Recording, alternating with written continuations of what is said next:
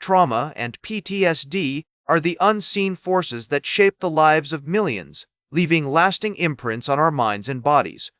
The reality is that trauma can affect anyone, regardless of their background or circumstances. As we delve into the complex world of trauma and PTSD, get ready to uncover the profound ways in which our past experiences sculpt our present selves.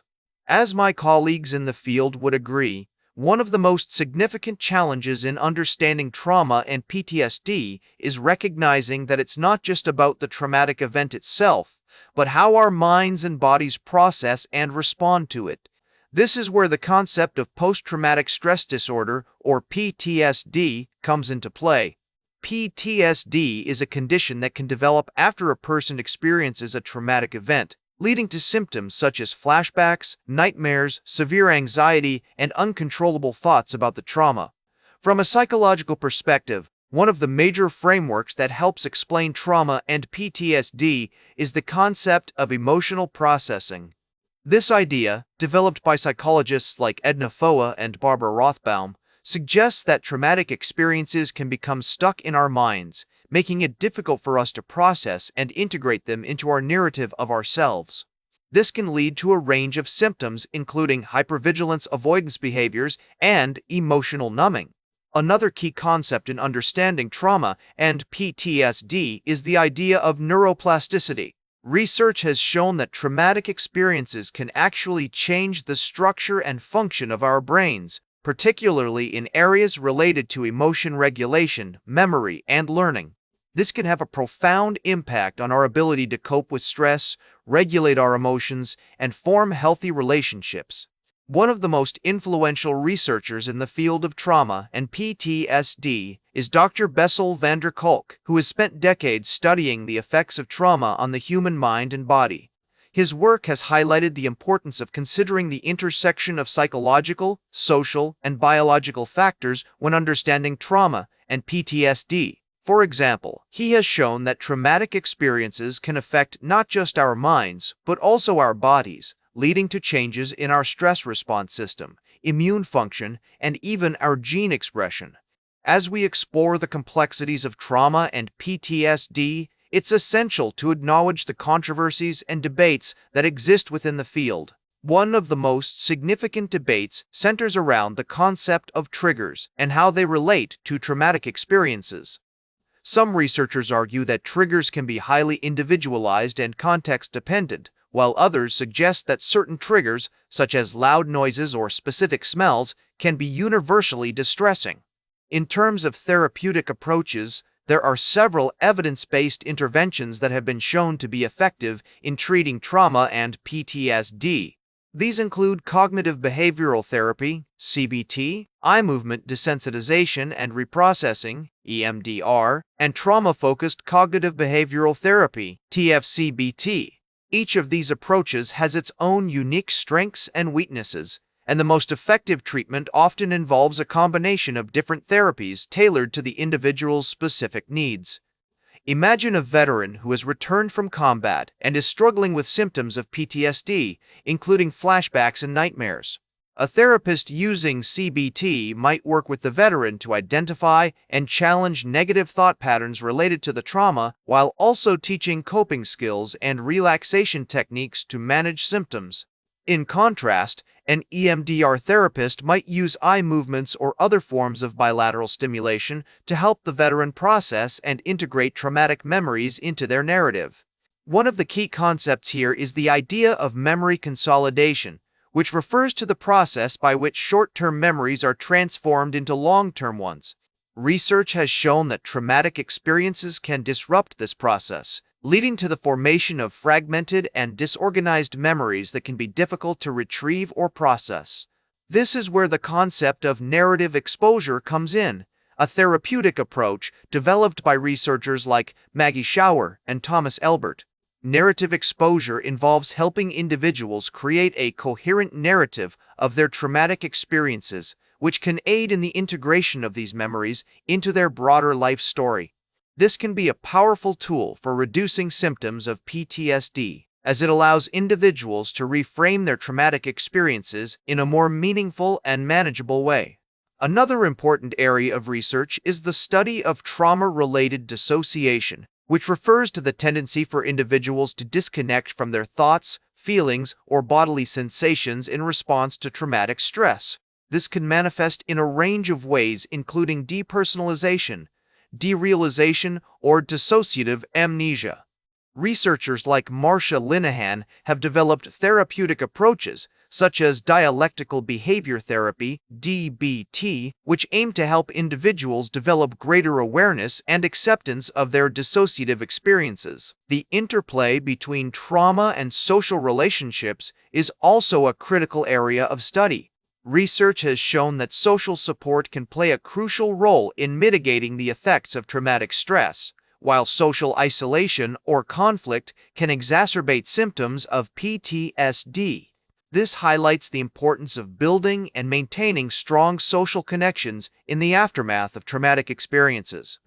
Therapists like Sue Johnson have developed approaches like emotionally focused therapy, which focus on helping individuals develop more secure attachment styles and improve their relationships with others.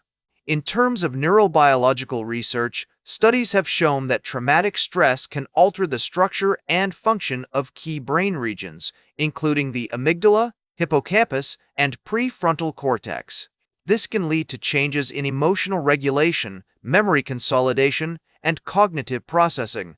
Researchers like Bessel van der Kolk have used neural imaging techniques like functional magnetic resonance imaging, fMR1, to study these changes and develop more targeted therapeutic interventions.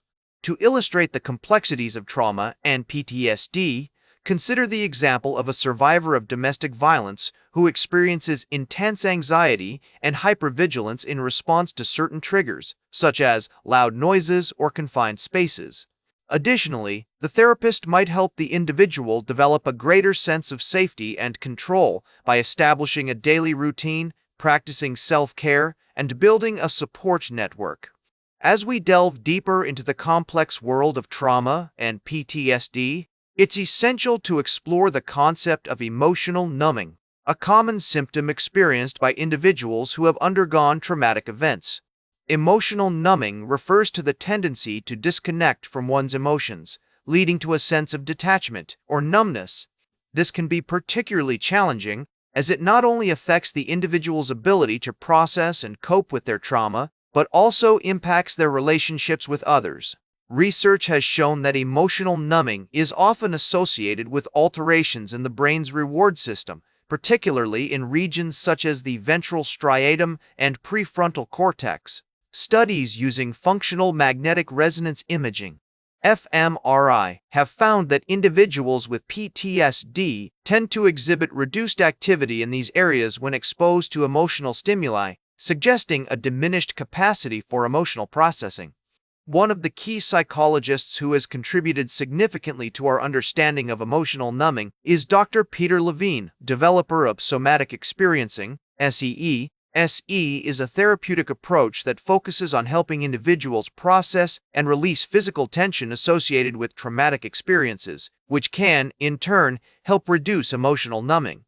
By targeting the body's physiological response to trauma, SE aims to restore a sense of balance and promote emotional regulation. In this scenario, a therapist might use SE techniques, such as gentle movements or breathing exercises, to help the individual release physical tension and reconnect with their emotions. Another crucial aspect of trauma and PTSD is the role of neuroplasticity, the brain's ability to reorganize and adapt in response to new experiences. Research has shown that traumatic events can lead to changes in the brain's structure and function, particularly in areas responsible for emotional regulation, memory, and learning. However, neuroplasticity also offers a hopeful perspective, as it suggests that the brain is capable of reorganizing and compensating for damaged areas. The work of Dr. Norman Doidge, a renowned psychiatrist and researcher, has been instrumental in highlighting the concept of neuroplasticity in the context of trauma and PTSD. His research has demonstrated that targeted therapeutic interventions, such as cognitive behavioral therapy and mindfulness-based stress reduction, can promote neuroplasticity and lead to positive changes in brain function. In terms of significant research findings, a study published in the Journal of Traumatic Stress found that individuals with PTSD who received MBSR training exhibited increased gray matter volume in areas such as the hippocampus and prefrontal cortex compared to those who did not receive the training. This suggests that mindfulness-based interventions can promote neuroplasticity and lead to improved emotional regulation and reduced symptoms of PTSD. The concept of post-traumatic growth. The idea that individuals can experience positive changes and growth following a traumatic event is also an essential aspect of trauma and PTSD. While it may seem counterintuitive, research has shown that some individuals are able to find meaning, purpose, and even personal growth in the aftermath of trauma. This can be attributed to factors such as social support, resilience, and the ability to reframe negative experiences in a more positive light. A therapeutic approach that targets post-traumatic growth is meaning-centered therapy, developed by Dr. William Breitbart and his colleagues. This approach focuses on helping individuals find meaning and purpose in their lives, despite the presence of traumatic experiences. By exploring values, beliefs, and goals, individuals can develop a sense of direction and motivation, which can, in turn, promote post-traumatic growth. In conclusion, our exploration of trauma and PTSD has revealed the complex and multifaceted nature of these conditions, affecting not only individuals but also their loved ones and communities. These insights underscore the significance of trauma and PTSD in modern psychology, highlighting the need for empathy, understanding, and support. As we navigate our everyday lives, it's essential to recognize that traumatic experiences can happen to anyone and that healing and growth are possible with the right approach. The journey towards recovery is not just about overcoming trauma, but also about rediscovering one's sense of purpose and meaning. Ultimately, acknowledging the impact of trauma and PTSD on our collective humanity can foster a more compassionate and resilient society. That's all for today's Psych with Sigmund. Remember to like, share, and subscribe, and until next time, may your ego find balance between pleasure and reality.